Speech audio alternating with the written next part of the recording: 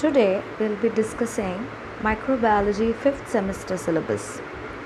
So in the 5th semester there are two papers, applied microbiology and immunology. Today we'll be discussing the syllabus of applied microbiology paper. So as you all know, microbiology is the study of microorganisms, and in applied microbiology we'll actually study the applications of these microorganisms in different fields. So in the first unit, we learn about soil microbiology or the role of microorganisms in agriculture. So as agriculture is very essential for human survival, we understand how microorganisms can play a major role in it. We learn the characteristics of soil, which is essential for the crops. We learn about rhizosphere and phyllosphere and their functions. Then we learn about PGPMs, that is plant growth promoting microorganisms.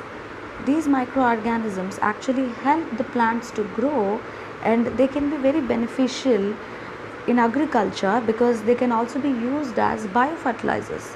As we all know that chemical fertilizers are very harmful to the environment. So today we are looking at alternative methods. So biofertilizers can actually prove to be a very good alternative. Now on the other side of the coin, microorganisms can also cause diseases in plants. So in the next unit, we learn about plant pathology, right?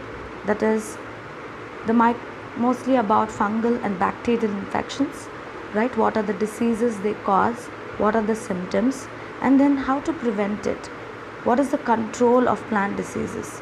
And the use of biopesticides, how microorganisms can prove to be a more eco-friendly alternative instead of using chemical pesticides. Then we learn about environmental microbiology. So we learn how microorganisms play a significant role in the environment of soil, water and air, and how they help in nutrient cycling, which is a very important process. And we will also learn how microorganisms interact with each other.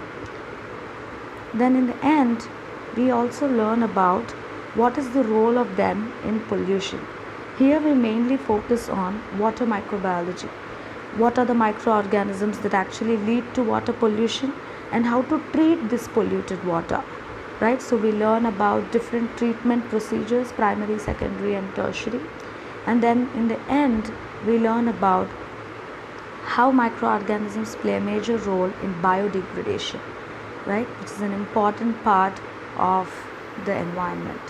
So in this paper, we'll mainly deal with how microorganisms play a vital role in different fields like agriculture, plant pathology, environmental microbiology, and water microbiology.